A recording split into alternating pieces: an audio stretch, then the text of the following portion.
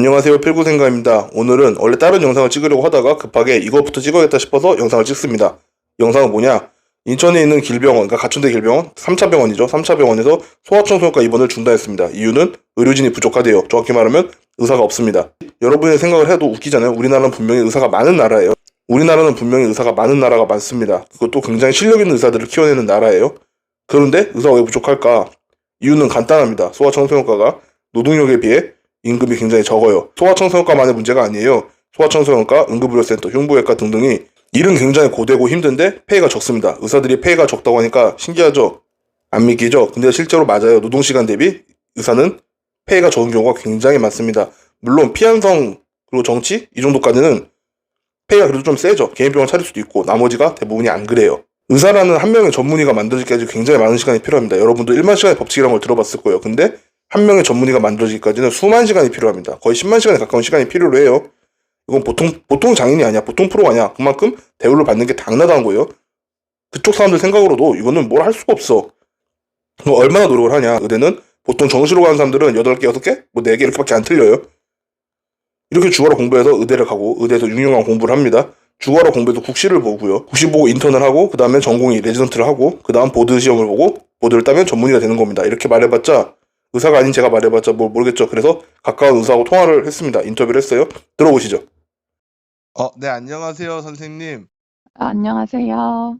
그 선생님 혹시 전문의 맞으시죠? 네, 아예 제가 여쭤볼 게 있어서 전화드렸어요. 네, 혹시 그 전문의 달려면은 네. 뭐 보통 뭐 의대 6년이랑 인턴 몇 년 이런 게 좀 길잖아요. 얼마나 네. 돼요?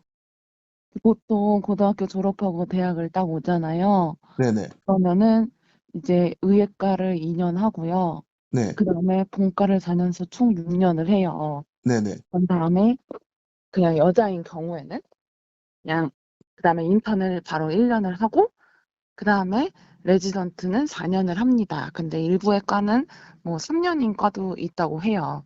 네, 그래서 총 11년이고요.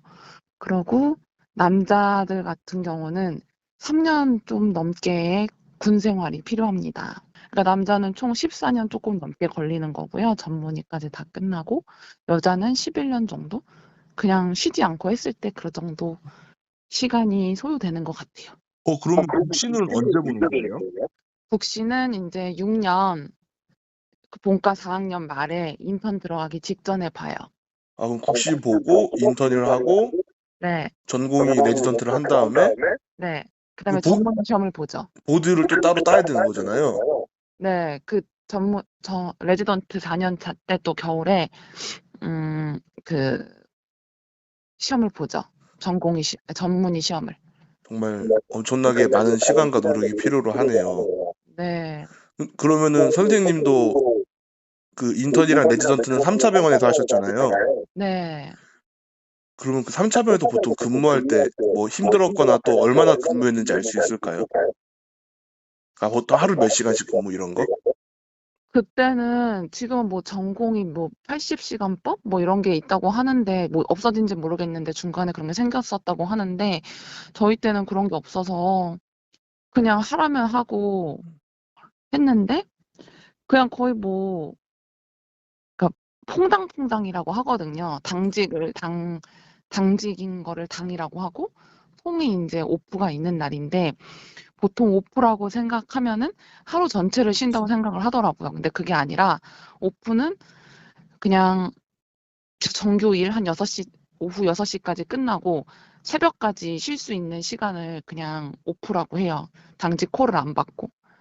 그래서 보통 퐁당퐁당을 많이 하죠, 보통. 24시간을 근무하고 또 그다음에 이어지는 저녁 6시까지 근무를 하고 그다음에 또 조금 그다음에 쉬고. 네 쪼끔 쉬고 다시 또 새벽부터 근무가 되는 거죠. 그러니까 거의 그러니 시간 없는 거예요. 그러니까 이게 그 전공이 주 80시간 법이 생기는구나.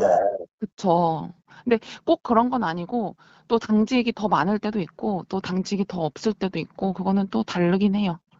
또 하나 여쭤보고 싶은 게 누나도 인턴이랑 레지던트 할 때는 전문의 따기 전에는 네. 이과 저과 많이 왔다 갔다 하시잖아요. 인턴 때만 그렇죠. 네. 인턴 때는. 네. 그 누나 응급실에도 가 보셨어요? 그럼요. 응급실을 제가 그 파견 가 있을 때는 그냥 응급실에 거의 저희밖에 없을 때도 있었고 인턴들밖에. 그다음에 여기 저희가 근무하는 병원에서 이 응급실은 돌죠. 거의 다 돌았을 거예요. 다른 인턴들도 다 똑같이. 근데 EM의 누나가 그럼 의사들은 거의 상주하는 거네요. 그쵸. 힘들죠. 또 하나 정말 여쭤보고 싶었던 게 사실 얼마 전에 인천의 한 3차 병원에서 소아과가 없어지기로 했대요. 맞아요. 근데 누나의 진료 과목은 제가 말하진 않지만 네. 누나랑 그 누나 남편분은 사실 이제 개인 병원을 차릴 수 있는 진료 과목이잖아요. 네, 그쵸. 근데 네. 보통 소아과나 뭐 서전, 그러니까 흉부외과나 이런 사람들은 개인 병원을 차릴 수가 없잖아요.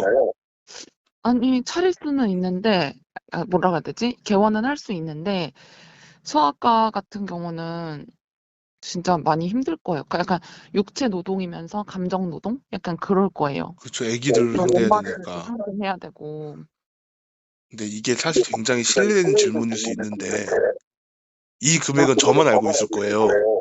네, 누나 혹시 3차 병원에서 레지던트나 인턴 하실 때 네. 보통 얼마 받아요? 페이닥보다 적게 받죠? 일반 페이닥보다. 적죠. 훨씬 적죠. 저도 이제 인턴 레지던트 다 마친 지가 좀 됐으니까. 아, 그런데 제가 일했던 병원이 그래도 월급이 괜찮게, 일은 힘들지만 월급이 그래도 다른 병원에 비해서 좀 많이 높은 편이었어요. 그런데 한, 그렇게 막 쉬는 시간 없이 일을 해도 못 받았던 것 같아요. 전문의가 돼도 그러면 아니요, 전문의는 좀 다르죠. 레지던트. 확 뜨나요? 전문의가 되면? 전문의가 되면은, 대학병원이랑 또 일단 다르죠. 대학병원은 많진 않을 거예요. 어, 이게 병원마다 또 다르고 아, 과마다 좀 다를 거예요. 약간 실적이랑 그런 것도 좀 관계가 있을 거고. 실적에, 근데 흉부외과랑 소아과 실적 쌓기가 힘들지 않나? 그렇겠죠. 네. 그렇구나. 네. 근데 아, 어쨌든 너무 위험성이 많긴 한 것 같아요. 아이고, 참, 의사 선생님들이 늘 고생이 많으시고 감사합니다. 네. 감사합니다. 네, 이제 끝인가요? 인터뷰 응해주셔서 감사합니다. 예, 통화 내용을 들어보시면 알겠지만 굉장히 노동시간이 빡세고요. 페이가 적은 편이 맞아요. 페이는 제가 정확하게 말씀을 드리지 않겠지만 저 듣고 좀 놀랐어요. 이거밖에 안 받는다고 싶었어요. 근데 실제로 이 통화 한 분 말고도 제가 의사 지인분들이 몇 분 계셔서 여쭤보니까 제가 생각했던 것보다도 페이가 확실히 적더라고. 근무 시간 한번 볼까요?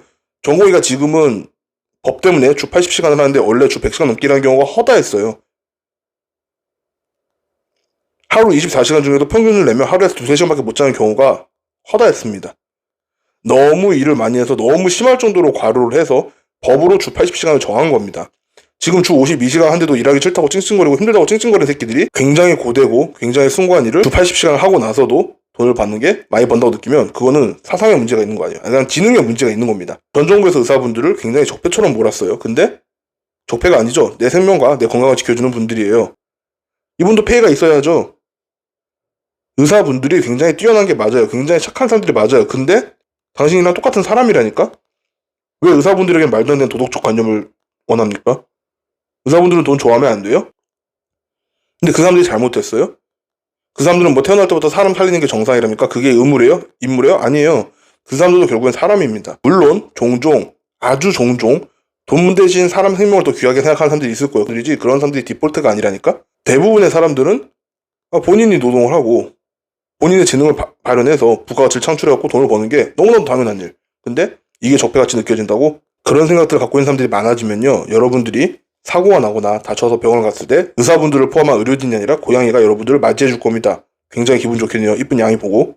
경찰들이 없어지면요. 제 치안에 문제가 생기거든요. 소방관이 없어지면 제가 화재나 사고가 났을 때 저를 구해줄 사람이 없어집니다. 군인들이 없어지면 적국에 의해 뭐 북한이나 중국이 되겠죠. 얘네가 우리를 침략하고 굉장히 처참한 꼴을 당할 거예요. 의사분들이 없어지면 무슨 일이 생기냐면 제가 아프거나 다쳤을 때 죽습니다. 그냥 죽으면 돼요. 치료받을 사람이 없잖아. 치료해줄 사람이 없잖아요.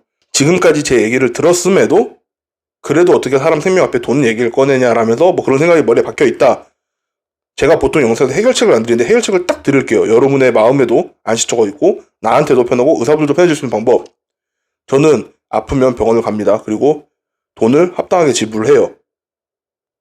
그리고 의사분들의 말을 굉장히 잘 듣는 편이에요. 하라는 대로 해요. 굉장히 조용조용하고 진상도 안 깝니다. 의사분들도 저 같은 사람을 좋아하지 않을까. 근데 그런 사람들은 병원에 안 가면 됩니다. 그러면은 병원에 돈을 안 주니까 의사분들이 월급 받을 일이 없겠죠? 그러면 여러분이 생각하는 적배한테 월급 안 주는 거예요. 보통 그런 생각 갖고 있는 사람들이 병원 가면 진상을 부려요. 진상을 부리지 않음으로써 나 같은 다른 환자들도 좀 더 편안한 진료를 받겠죠?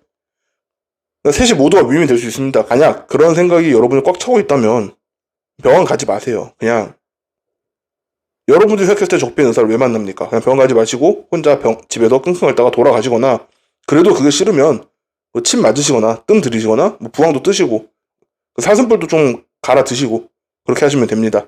만약 저의 생각이 여러분께 전달이 되었다면 좋아요, 구독 부탁드리고 앞으로도 잘 부탁드리겠습니다. 끝!